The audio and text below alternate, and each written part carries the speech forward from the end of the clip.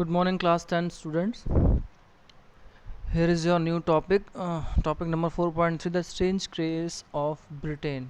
Okay, yesterday I was live. I want live interaction with you. So I was live, but response is very bad from your side. So I decide not to live again like yesterday. I carry my classes like recorded and uploaded on YouTube or your DPS app or website. So let's start. The model of the nation और the nation state actually जो आपने इससे पहले Italian unification या German unification को देखा है, map को देखा है, समझा है, तो आप बहुत आसानी से चीज़ कह सकते हैं कि किस ईयर में कौन सी टेरिटरी को जीतने के बाद इटली जो है यूनिफाइड हो गया है। ये बिफोर है और ये इटली आफ्टर यूनिफिकेशन के बाद किस तरह का उसका मैप है, कितने सारे चेंजेस हैं। आप एक नज़र भी डालेंगे तो आपको बहुत अच्छे समझ में आ जाएगा कि कोई चीज़ की स्टार्टिंग 1850 और 1850-60 के लगभग होती है और 1858, 66, 60 और 70 तक वो सारी प्रक्रिया जो है पूरी हो जाती है। चाहे वो टू सिसलीज़ की बात हो, पेपल स्टेट की बात हो, टस्कनी, सैन मारिनो, पार्मा मोरे और ये सेवो सर्डिनिया, मोनाको की बात हो, और चाहे इस आइलैंड की बात हो। तो ऐसी बहुत सारी छोटी छोटी चीज़ हैं। तो ये सारा का सारा हिस्सा जो है यूनिफाइड होता है। आपने रोल देखा था कैवूर का, आपने रोल देखा था गैरीबाल्डी का। तो वो सब चीज़ पढ़ने और समझने के बाद अब केस आता है ब्रिटेन का, जिसे आप दूसरी भाषा में इंग्लैंड भी कहते हैं। ठीक है, अब जरा आप उस चीज़ को देखें। अगर मैं आप लोगों से एक बहुत सीरियस बात कहूँ ना, तो मुझे लग भी रहा है कि स्टूडेंट बहुत ज़्यादा सिंसियर नहीं हो रहे हैं, ऐसा मुझे लग रहा है। क्योंकि जब भी कोई न्यू क्वेश्चंस या नई चीज़ें आपको भेजी जाती हैं, बहुत से बच्चों ने रिस्पांस देना ही बंद कर दिया है। वो किस तरह क्लास ले रहे हैं नहीं पता चल रहा है। एफ़र्ट जो हो रहे हैं वो सारे किए जा रहे हैं आप लोगों के लिए। और मैंने डे डिसाइड किया है, आज वेडनेसडे है तो सैटरडे को आपका टेस्ट रखा जाए। बट कल थर्सडे है तो कल के लिए भी सोचा है, कल भी आपका एक टेस्ट लिया जाए। एक टेस्ट थर्सडे को और एक टेस्ट सैटरडे को रखा जाए आपका। और वो टेस्ट होगा या नहीं होगा वो भी मैं अभी क्लास फिनिश होते होते आपको बता दूंगा। बट मैं चाहता हूँ थोड़ी सी आपको प्रैक्टिस भी हो जाए ऑनलाइन टेस्ट की, और थोड़ा सा मतलब आपको दिमाग में आ जाए कि क्या क्या आने वाला है, क्या क्या नहीं आएगा, तो माइंड मैपिंग अच्छी हो जाएगी। Okay, the model of the nation और the nation state some scholars have argued is Great Britain. बहुत सारे स्कॉलर्स हैं जिनके बीच ये डिबेट है कि अगर मॉडल ऑफ नेशन की बात की जाए या नेशन स्टेट की, मतलब एज अ रोल मॉडल किसी चीज़ को पेश किया जाए कि yes your model is best, तो वो बहुत सारे लोग कहते हैं कि जिससे बहस होती है वो ग्रेट ब्रिटेन का है। अब क्यों ऐसी होती है, मतलब हम क्यों कहें कि ये मॉडल अच्छा है, जब क्यों का जवाब आपको संतुष्ट करे तो आप समझें कि वो चीज़ बेहतर है। जैसे देखें, in Britain the formation of the nation state, Britain में जब नेशन स्टेट्स का फॉर्मेशन हो रहा था, was not the result of sudden upheaval और रिवोल्यूशन। वो कोई कुछ तुरंत आई हुई सडन एक बहुत, कहते हैं ना अपहीवल का मतलब ऐसे वेव से होता है, कोई एक ऐसी लहर सी आई या फिर कुछ ऐसा रिवोल्यूशन हुआ, क्रांति हो गई, ऐसा कुछ भी नहीं था। It was the result of long drawn out process. एक लंबी सी एक कहानी है इसकी, एक लंबा टाइम पीरियड है जिसमें ये चीज़ें धीरे धीरे डेवलप हुई और उसके बाद ग्रेट ब्रिटेन बना। ग्रेट इसलिए बोला क्योंकि उस ब्रिटेन के हिस्से में कुछ और भी टेरिटरीज़ को ऐड किया गया, तब इसलिए उसको ग्रेट ब्रिटेन बोला। यूनाइटेड किंगडम बोला क्योंकि जब उससे पहले टेरिटरी एज अ मोनार्क हुआ करती थी तो उसको किंगडम की तरह बोला। इस तरह से उसके नेम ग्रेट ब्रिटेन या यूनाइटेड किंगडम की तरह आया, वर्ल्ड के सामने, हिस्ट्री में, ज्योग्राफी में यूज़ होने लगा। ये बेटा सोर्स का एक बॉक्स है गैसिपी गैरीबाल्डी का, आप इसे पढ़ें तो आपको पता चलेगा कि किस तरह से मूवमेंट और मेजिनी और ये सारे लोग मिलके वर्क कर रहे थे, किस तरह की घटनाएं हो रही थी। There was no Britain nation prior to the 18th century. कहते हैं कोई ऐसा ब्रिटिश नेशन था ही नहीं 18th सेंचुरी के कुछ पहले से पहले, यानी कि 1700 से अगर आप पीछे जाएंगे थोड़ा सा तो कोई भी एक ऐसा नेशन नहीं आएगा। ठीक है, यूनाइटेड किंगडम हो सकता है, ब्रिटेन हो सकता है खुद अपने आप में, बट वो पूरा एक टेरिटरी ब्रिटेन नेशन कहा जाए वो नहीं था। क्योंकि उसमें स्कॉटलैंड, अभी इसमें नाम आगे आएगा कि स्कॉटलैंड या आयरलैंड या ये वेल्स जो इलाके हैं, जो और टेरिटरी वाले इलाके हैं, वो इसमें ऐड ही नहीं थे। The primary identities of the people who inhabited the British isles were ethnic ones. कहते हैं कि जो मुख्यतः पहचान है, प्राइमरी सबसे पहली पहचान है उन लोगों की जो रह रहे हैं ब्रिटिश मतलब उस पूरे इलाके में। तो एथनिक लोगों में कौन कौन है, कौन कौन पहचान, एथनिक मतलब वो आइडेंटिफाइड सोसाइटी, पहचान वाले लोग कौन कौन से हैं। जैसे उसमें इंग्लिश थे, जो इंग्लिश पीपल थे, इंग्लिश बोलते थे, इंग्लिश कल्चर था। वेल्स, वेल्स बेटा एक जगह है जहाँ लास्ट ईयर वर्ल्ड कप भी हुआ था। स्कॉट यानी स्कॉटलैंड, और आयरिश यानी आयरलैंड वाले। आप इनकी भाषा भी अलग हो सकती है, इनका कल्चर भी अलग है, और लैंग्वेज भी अलग अलग लोकल डायलेक्ट्स में भी यूज़ होती है। तो ऐसी बहुत सारी चीज़ें एक दूसरे से इन लोग की डिफरेंट डिफरेंट थी। ये चीज़ें आप देखें और समझें। ये एथनिक कंपोजिशन है किसका, ब्रिटिश आइजल्स का, जिसमें वेल्स है, स्कॉट है और आयरिश है। एक्चुअली उसको आइजल्स भी इसलिए बोला गया है कि आई से आयरलैंड, आई से स्कॉटलैंड, और वेल्स में उसको इस तरह से LES ज्वाइन किया है इसलिए। All of this ethnic groups had their own culture and political tradition. मैंने कहा ना, हर किसी एथनिक ग्रुप का अपना अपना खुद का कल्चर था, पॉलिटिकल ट्रेडिशन था। इस चीज़ को आप ऐसे समझ सकते हैं जैसे इंडिया में कई बार फेडरल को, गवर्नमेंट को, कंट्री को यूनाइट करने के लिए हमारे यहाँ सिस्टम में आप देखेंगे अलग अलग एथनिक ग्रुप हैं, अलग अलग कल्चर, अलग अलग लैंग्वेज है, ट्रेडिशंस हैं अलग अलग। But as the English nation steadily grew in wealth, importance and power. लेकिन हुआ क्या, ब्रिटिश आइजल्स में पूरे लोग, स्कॉट, वेल्स और इन सब की बात करें तो उसमें सबसे इम्पोर्टेंट ये था कि जो इंग्लिश था उसने सबसे ज़्यादा वेल्थ, पैसा बहुत अच्छा कमाया ईस्ट इंडिया कंपनी में। वो लोग अच्छा पैसा कमा ही रहे थे इंडिया से, इंपॉर्टेंस भी उनकी ज़्यादा हो ही रही थी, और पावर तो वो गेन कर ही लेंगे जब वेल्थ गेन कर लेंगे। तो इस तरह से इंग्लिश नेशन जो था अपने आप में वो स्टडीली बहुत अच्छे से रैपिडली ग्रोथ कर रहा था। It was able to extend its influence over the other nations of the islands. अब क्या हुआ, जब किसी एक के पास पैसा बढ़ेगा, महत्वपूर्णता बढ़ती है और पावर आ जाती है, तो उसके अंदर योग्यता आती है कि वो एक्सटेंड करे अपने प्रभाव को, इन्फ्लुएंस कहाँ पे, अदर जो नेशन आइलैंड है वहाँ पे। तो कौन कौन से थे, वही Scotland, Ireland. The English parliament which has seize power from the monarchy in 1688। आपको पता होना चाहिए कि इंग्लैंड में जो मोनार्क था ना वो 1688 में बेटा चला गया था। सबसे पहले डेमोक्रेटिक जो लाने का श्रेय जाता है बेटा वो इंग्लैंड को जाता है। वहाँ सबसे पहले डेमोक्रेटिक गवर्नमेंट आई थी बहुत साल पहले। और इंग्लैंड में जो 1689 में जो कहते हैं रिवोल्यूशन हुआ था ना, तो वो कहते हैं बिना एक खून की बूंद बहे वहाँ मोनार्क ख़त्म हो गया था और डेमोक्रेसी आ गई थी। ये चीज़ है। Okay, in the end of a protected conflict, protracted conflict, जो वहाँ तनाव था वहाँ पे मोनार्क की पावर 1688 में सीज हो जाती है, यानी कि वो फिनिश हो जाती है। Was the instrument through which a nation state with England at its centre. अब जब मोनार्क हट गया ना, आप समझना इस बात को, जब मोनार्क हट गया, ये कॉन्फ्लिक्ट हो रहा था वहाँ पे, तो क्या हुआ, एक नेशन स्टेट की तरह इंग्लैंड उसके सेंटर में आया। यानी इस पूरे एरिया की अगर बात करें, इसको और इंग्लैंड को अगर मिला दें, इस पूरे रीजन की बात करें, जब मोनार्क यहाँ से हटा, राजशाही हट गई, तो ये लोग वेल से और पावर से मजबूत होते चले गए। तो ये इन लोगों का प्रभाव जो है वो अदब इस पूरे आइलैंड की तरफ जो है धीरे धीरे बढ़ने लगा। तो इंग्लैंड उसका सेंटर था, मतलब हर चीज़ की जब बात हो तो बात हो इंग्लैंड की। केम टू बी फोर्ड मतलब वो अपने एग्जिस्टेंस में आ गया और वो अपने प्रभाव में भी आ गया। द एक्ट ऑफ यूनियन 1707, ये इंपॉर्टेंट है बेटा यहाँ से। द एक्ट ऑफ 1707 क्वेश्चन आता है कई बार यहाँ से, what is act of union 1707। तो उसमें क्या हुआ था, between England and Scotland that resulted in the formation of the United kingdom of great Britain. कहते हैं कि एक्ट ऑफ यूनियन जब आया 1707 में, तो वो इंग्लैंड और स्कॉटलैंड के बीच हुआ था। पहला क्वेश्चन 1 मार्क्स में एक बार ये आ जाता है, ठीक है। अच्छा, उसमें हुआ क्या था, उसमें क्या हुआ था कि जो फॉर्मेशन था यूनाइटेड किंगडम का या ग्रेट ब्रिटेन का, वो हुआ था। उससे पहले सिर्फ ब्रिटेन यूज़ हो रहा है ना। तो अब बात ये आ रही है कि अब वहाँ पे United kingdom act of union के, क्योंकि यूनियन का मतलब यही हो रहा है कि वो किसी चीज़ को एक कर रहे हैं, किसी चीज़ अपने आप में किसी और चीज़ को मिला रहे हैं। तो यहाँ से जब वो बात आई निकल के, तो कहते हैं कि एक्ट ऑफ यूनियन, देखिए act of union 1707 between England and Scotland. तो फॉर्मेशन बेटा किस चीज़ का हुआ, यूनाइटेड किंगडम का और ग्रेट ब्रिटेन का। Means in effect that England was able to impose its influence on Scotland. This is the main result of the act of union.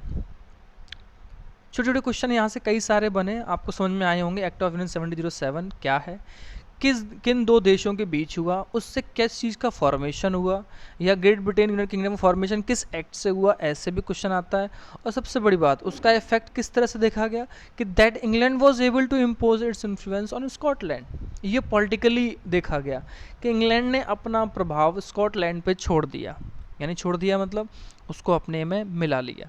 The British parliament was henceforth dominated bye it's English member. अब एक बात बताइए, आपने अगर India के बारे में देखा है, 9th में पढ़ा हो, तो एक थे प्रिंसली स्टेट और एक था ब्रिटिश इंडिया, यानी कि वो इलाके जहाँ ब्रिटिश का सीधा सीधा रूल था, और एक वो स्टेट जहाँ राजे महाराजे रूल कर रहे थे।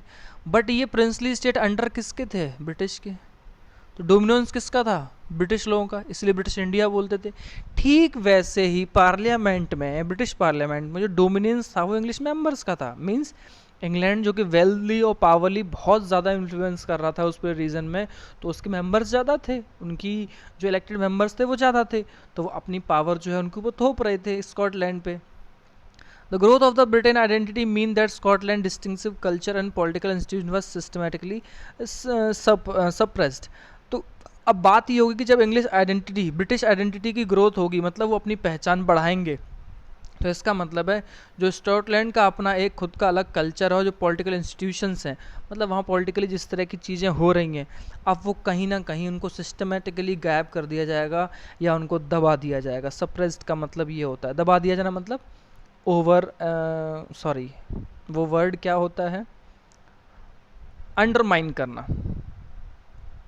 मतलब आप उनको तो तजव्वो ही नहीं दे रहे। ओके, अंडर एस्टिमेट भी बोलते हैं उसको कई बार, वो चीज़ कर देंगे आप। तो स्कॉटलैंड इस तरह से उस हिस्से का पहला शिकार हुआ एक्ट ऑफ यूनियन के बाद।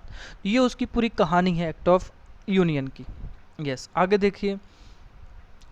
The Catholic clans that inhabited the Scottish Highlands suffered terrible repression whenever they attempt to assert their independence। अच्छा, यहाँ एक बहुत इंपॉर्टेंट सीन है बेटा, आपको समझने की बहुत ज़रूरत है। जैसे मान लीजिए स्कॉटलैंड है, तो स्कॉटलैंड में हाईलैंड का मतलब वो इलाका जो नॉर्थ में भी है और जो कि माउंटेन रीजन्स वाला इलाका है, और तो वहाँ पे स्कॉटलैंड में, अगर पूरे स्कॉटलैंड की बात करें तो ये इलाका बेटा रोमन कैथोलिक लोगों का है। मैंने आपको शायद कई बार ये चीज़ ध्यान में दिलाई है कि जो क्रिश्चियन कम्युनिटी है बेटा वो दो पार्ट में डिवाइडेड है। पहली जो है वो प्रोटेस्टेंट है और जो दूसरी है वो रोमन कैथोलिक है। तो उन लोगों में इस धार्मिक मान्यताओं को लेके भी आपस में टकराव बहुत ज़्यादा होता है, वो एक दूसरे की नहीं मानते हैं। तो उसमें क्या था कि जो स्कॉटिश हाईलैंड में कैथोलिक ज़्यादा थे, ठीक है, वो इनहेबिटेड मतलब वहाँ जो रहने वाले लोग हैं वो कैथोलिक ज़्यादा हैं, वो हमेशा उनके जो इंडिपेंडेंस के लिए जब भी वो अटैम्प्ट करते थे, कोशिश करते थे, उनको बहुत टेरिबली जो है दबा दिया जाता था। तो आप देख रहे हैं इस तरह से इंग्लैंड अपना डोमिनेंस ओवर स्कॉटलैंड दिखा रहा है। The Scottish Highlanders were forbidden to speak their Gaelic language. देखिए, स्कॉटलैंड के हाईलैंड वाले इलाके थे, जो ऊंचे इलाके थे, माउंटेनस रेंज वाले इलाके, जैसे हमारे यहाँ कश्मीर उत्तरांचल हैं वैसे ही, वहाँ पे गैलिक लैंग्वेज बोली जाती थी। उनको भी कहा गया कि आप ये लैंग्वेज अब नहीं बोलेंगे। और वियर देयर नेशनल ड्रेस, उनकी जो खुद की जैसे ड्रेस हैं, बहुत सारी चीज़ें, वो उनको पहनने से मना किया गया। A large number were forcefully driven out their homeland, और बहुत से लोगों को उनके घर से ज़बरदस्ती फोर्सफुली निकाल दिया गया। यानी इंग्लैंड की इस तरह से ये फोर्सफुली जो पॉलिसी है वो वहाँ पे आप इस तरह इसको देख रहे हैं कि वो क्या हुआ था उस टाइम पे। ये स्कॉटलैंड की कहानी थी। आगे देखिए, आइसलैंड की कहानी, आयरलैंड की कहानी सुनिए। Ireland suffered a similar fate, जैसा स्कॉटलैंड ने देखा वैसा ही आयरलैंड ने देखा। It was a country deeply divided between Catholics and Protestant. देखिए, ये भी वो कंट्री है जो प्रोटेस्टेंट और कैथोलिक्स में डिवाइडेड है। अच्छा, इंग्लैंड के लिए सबसे अच्छी बात पता है क्या है? इंग्लैंड एक प्रोटेस्टेंट कंट्री है बेटा, ये आप ध्यान रखें। यानी प्रोटेस्टेंट वो लोग जिन्होंने ईसाई धर्म में, क्रिश्चियनिटी में सबसे ज़्यादा बदलाव लाए, रिफॉर्म लाए, और ये घिसी पिटी मान्यताओं को नहीं मानते थे। और पूरा England he most of Protestant है, ये आप ध्यान रखें। पूरा इंग्लैंड मोस्ट ऑफ प्रोटेस्टेंट है। उन्होंने बहुत सारे रिफॉर्म्स लाए, दुनिया पर राज भी किया, वो आगे बढ़े बहुत सारी चीज़ों को लेके। तो ऐसे ही तो आप सोच के देखिए, किसी कंट्री में अगर प्रोटेस्टेंट हैं और इंग्लैंड अगर उसको कंट्री को अपनी तरफ खींचना चाहे तो जो प्रोटेस्टेंट लोग हैं वो इंग्लैंड की तरफ झुकेंगे ही, आप ध्यान रखना। धर्म का मुद्दा एकदम अलग हो जाता है। यही हालत स्कॉटलैंड के साथ भी थी। The English help the Protestant of Ireland to establish their dominance over largely Catholic country. मैंने कहा था ना कि अगर इंग्लैंड अगर आयरलैंड पे अपना डोमिनेंस चाहता है तो जो वहाँ के आयरलैंड के प्रोटेस्टेंट हैं वो किसको सपोर्ट करेंगे, इंग्लैंड को, या इंग्लैंड डायरेक्टली किसको सपोर्ट करेगा, वहाँ के प्रोटेस्टेंट को। तो इंग्लिश पीपल्स ने उन प्रोटेस्टेंट लोगों को हेल्प किया कि वो आयरलैंड में अपना डोमिनेंस स्थापित करें, और जो कि ज़्यादातर लार्जली कैथोलिक लोग हैं वहाँ पे, कहाँ पे, आयरलैंड में। तो आप अपना उनके ऊपर जो इन्फ्लुएंस है वो छोड़िए, डोमिनेंस स्थापित कीजिए और कंट्री पर राज करना शुरू कीजिए, तो ताकि इंग्लैंड अपने तरीके से वहाँ पे भी अपना हुक्म चला सके। Catholic revolts against British dominance were suppressed. जब भी कैथोलिक लोग ब्रिटिश के खिलाफ कोई रिवोल्ट करते थे डोमिनेंस होके, इकट्ठा होके, तो वो उस चीज़ को दबा दिया जाता था। ठीक है। After a failed revolt led by Wolfe Tone and his United Irish men 1798, ये एक पर्सन के नेम है बेटा। 1798 में एक रिवोल्ट हुआ, वो भी फेल्ड हो गया था। Ireland was forcefully incorporated into United kingdom 1801। और ये घटना बहुत इंपॉर्टेंट है बेटा, आप इसको ज़रा सा टिक करें अच्छे से, कि आयरलैंड को फोर्सबली 1801 में यूनाइटेड किंगडम में मिला लिया गया। इनकॉर्पोरेट का मतलब होता है अपने आप में मिला लेना, फोर्सबली, ज़बरदस्ती। आप मेरी बात समझ रहे हैं।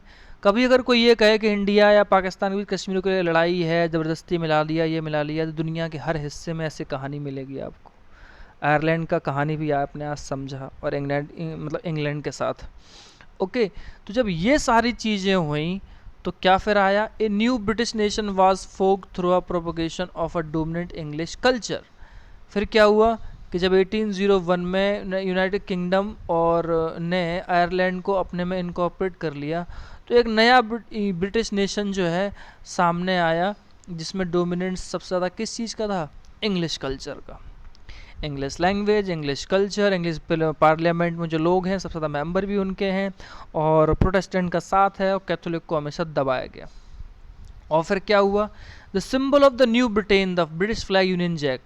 आपने कभी ध्यान दिया, एक बहुत मूवीज़ में आपने देखा होगा, इस तरह का आपको एक फ्लैग मिलेगा बेटा, इस तरह का, ये यूनियन जैक बोलते हैं बेटा इसको।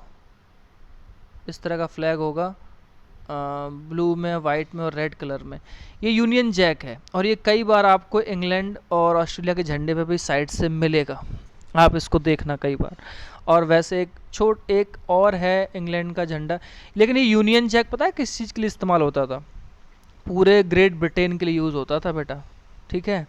और एक और झंडा है इंग्लैंड का, जिसमें से इस तरह से आपको उसमें रेड पट्टी मिलेंगी दो, और इधर इधर वाइट होगा, दो झंडे, यानी वो इंग्लैंड का है और ये भी है, बट यूनाइटेड किंगडम को दिखाता है। उनको दो दो झंडे हैं, उनकी आइडेंटिटी को दिखाता है।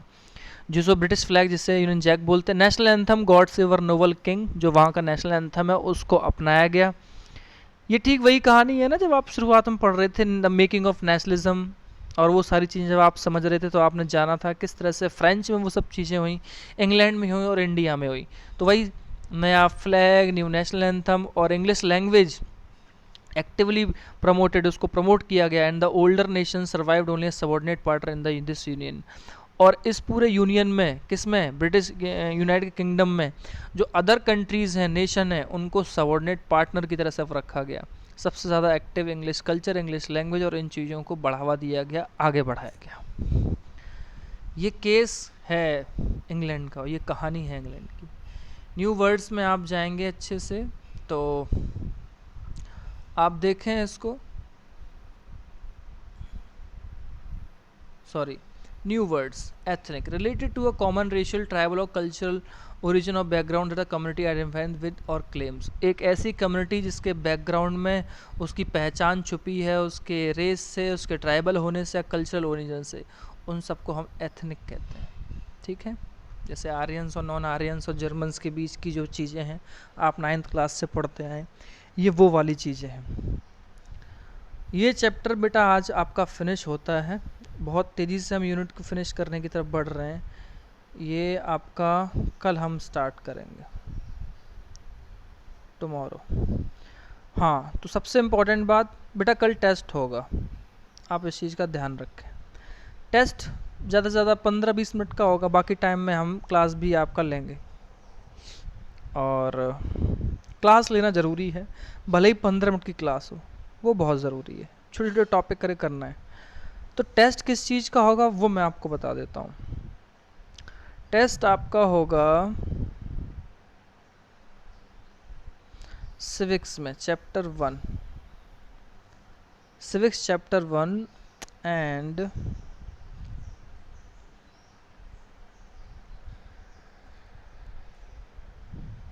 History chapter 1 and 2। इतना ठीक है ना? मुझे लगता है ज़्यादा हार्ड नहीं है, क्योंकि वैसे ही PD1 में ये आएंगे, और अगर मैं ये दे भी दूंगा तो आपका अच्छा रिवीजन हो जाएगा इस बहाने, ताकि आपके अच्छे मार्क्स आएँ। तो सिविक्स में चैप्टर 1, हिस्ट्री में चैप्टर 1, 2, सिर्फ इतना ही लेंगे। कब के लिए? कल के लिए। कल थर्सडे है, कल आपका टेस्ट है, आप रेडी रहेंगे। टाइम लिमिट होगा, आप इस चीज़ का ध्यान रखें। उस टाइम के बाद कोई भी बच्चा पेपर सबमिट करेगा, उतने ही मार्क्स उसके कट हो जाएंगे जितना लेट वो करेगा। ठीक, आप मेरी बात समझे? वो मेरे ऊपर है कि मैं कितने मार्क्स उसे काटूंगा। जितने मिनट के हिसाब से वो लेट होगा, उसके उतने ही मार्क्स कट होते चले जाएंगे। टाइम लिमिट का विशेष ध्यान रखें, टाइम लिमिट ज़रूर होगी। कल थर्सडे है, कल आपका टेस्ट होगा, ऑनलाइन होगा, मल्टीपल टाइप ही होगा, यानी कि आपको 4 ऑप्शन मिलेंगे। मल्टीपल चॉइस टाइप क्वेश्चन होगा, आपको 4 ऑप्शन मिलेंगे, आपको करना है। टाइम लिमिट होगी, ज़्यादा से ज़्यादा सिर्फ और सिर्फ 15 या 20 मिनट का होगा, क्योंकि ज़्यादा क्वेश्चन हम वैसे ही नहीं देंगे। ऑनेस्टली देना है, अच्छे से देना है। ठीक है, तो ये था मेरा आपको बताना कि कल टेस्ट है। सिविक्स में चैप्टर 1 और हिस्ट्री में चैप्टर 1,2, जो यूनिट फर्स्ट का 1,2 वाला है, वहाँ से हम लेंगे उसको स्टार्ट। ठीक है, अच्छे से तैयारी करें, रिवीजन करें, और कल आपका एग्ज़ाम है, उसके लिए आप तैयारी भी करें। 15-20 मिनट की क्लास के बाद जो बचा हुआ टाइम होगा, उसमें आपकी जो भी 10 या 15 मिनट बचे हुए होंगे, उसमें आपकी क्लास भी जाएगी। और सैटरडे को भी अगेन टेस्ट के लिए आप तैयार रहें। उसमें हम ज्योग्राफी और इकोनॉमिक्स को फिर शामिल करेंगे, क्योंकि इसमें 2 बुक्स तो शामिल हो गई। सैटरडे वाले टेस्ट में फिर हम इकोनॉमिक्स और ज्योग्राफी को भी शामिल करेंगे। Okay class, thank you, have a nice day.